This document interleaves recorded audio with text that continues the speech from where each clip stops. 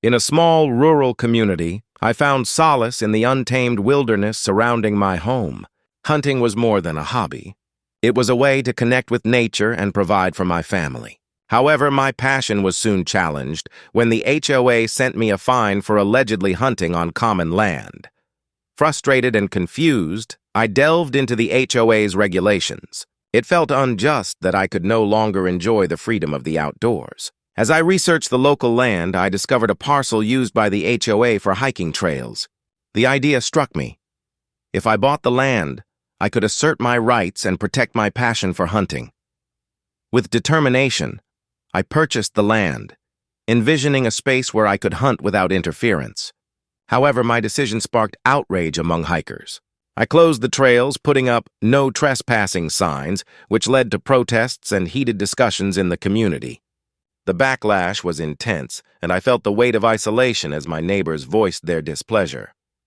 The HOA called a meeting to address the situation.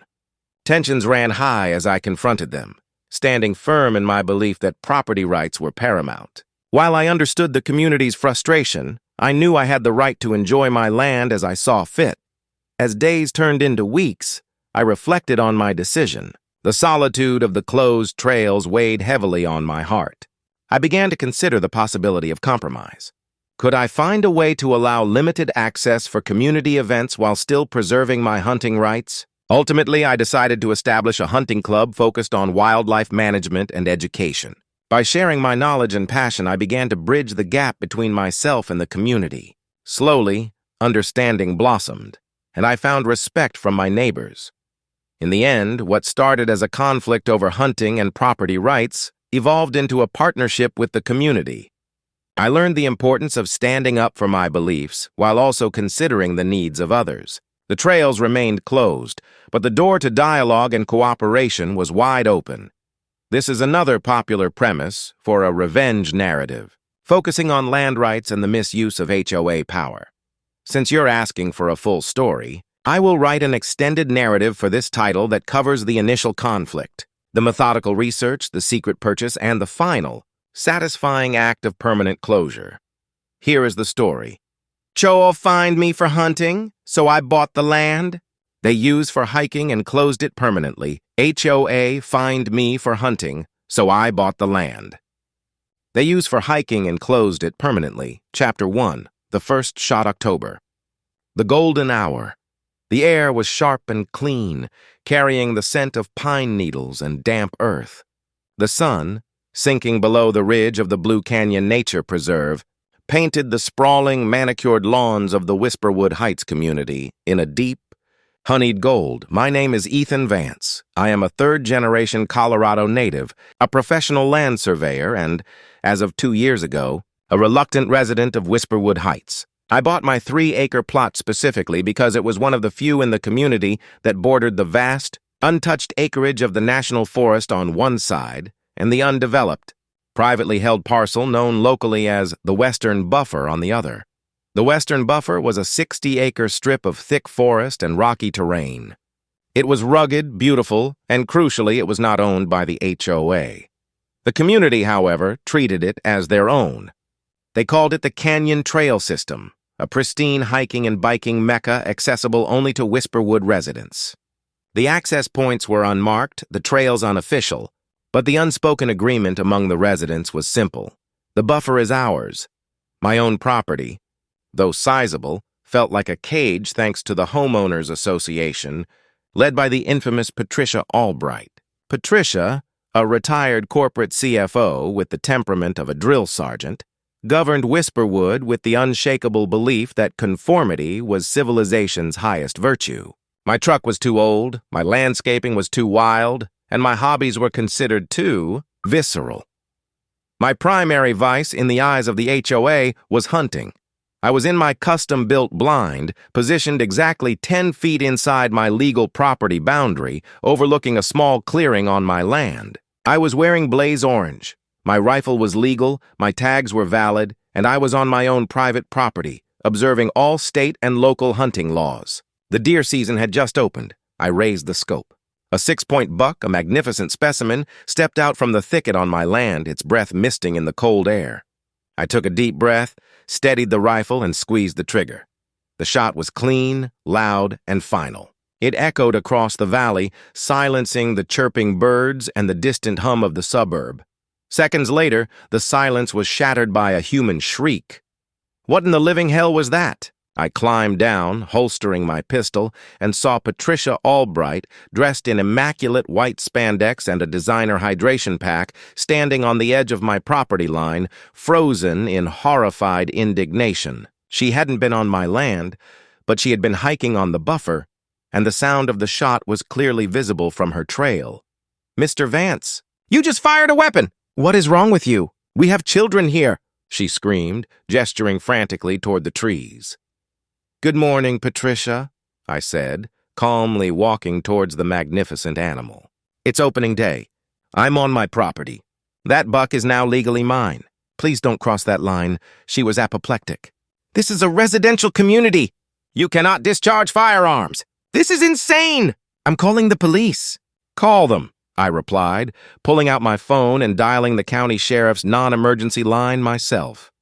"But you'll want to call the HOA manager first, because the local ordinance allows hunting on plots over 2 acres, with a minimum 150-yard setback from all structures, which I have exceeded. I am perfectly legal." Patricia didn't wait.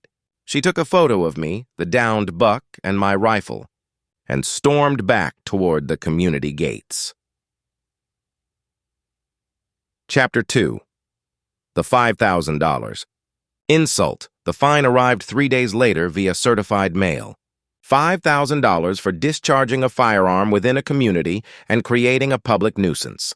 The accompanying letter, signed by Patricia Albright, quoted a newly passed and completely illegal HOA Resolution 3.4.1, which stated, "Any activity deemed by the board to be inconsistent with the serene and passive nature of Whisperwood Heights, including but not limited to the discharge of a firearm, shall incur a fine of $5,000 per occurrence."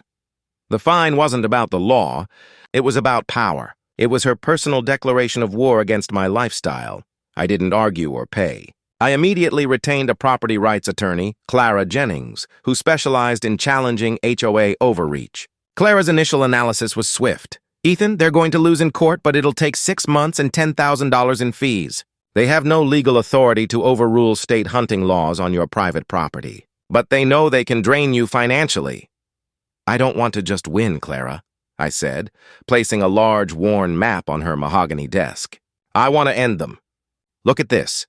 I pointed to the vast 60-acre rectangle labeled the Western Buffer. The whole community thinks this is their land, their hiking trails. They use it every day, but look at the deed history. As a land surveyor, I had access to county records that most lawyers, and certainly no HOA, ever bothered to check. The Western Buffer, that coveted 60 acres, was the last asset of a long-defunct real estate trust. It had been tied up in probate for 10 years, unmanaged, unloved, and crucially for sale. The HOA never bought it, I explained. They just put up a wooden sign that says Whisperwood Trails and started using it. They never established a formal easement, prescriptive or otherwise. The title is clear, and the asking price is low because it's technically undevelopable due to the steep terrain and zoning restrictions. Clara looked up, a slow, predatory grin spreading across her face. "You want to buy their playground?" "No," I corrected her.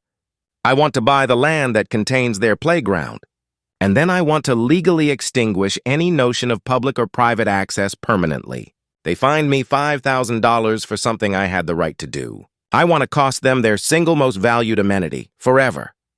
"This isn't revenge, Ethan," Clara chuckled, picking up the map. "This is strategic dominance, Chapter 3. The acquisition." The purchase took 4 months of meticulous silent work. I used a shell company, Mountain Sentinel LLC, based out of a different county. My lawyer handled all communications, ensuring the sellers, the bewildered executor of the old trust, had no idea the buyer was an aggrieved homeowner in Whisperwood Heights. The final price was higher than my initial hunting fine, but far less than the HOA had ever budgeted to acquire the land themselves, $250,000. I liquidated some stocks, took out a loan, and wrote the check. On a cold Thursday in late January, the quitclaim deed for the Western Buffer, the Canyon Trail System, was officially recorded in my name. The 60 acres were now mine. That same afternoon, I did 3 things. I had Clara file a countersuit against the HOA, challenging the $5,000 fine and demanding reimbursement for legal costs, now a matter of public record. I had a professional fencing company install 4-foot-high, rugged chain-link fence sections, anchored by concrete across the 3 existing, unofficial trail entrances to the buffer. I personally drove out and posted the signs. The signs were custom printed, official, and terrifyingly clear. They read, "Private property, no trespassing, land owned by Mountain Sentinel, LLC. Violators will be prosecuted to the fullest extent of the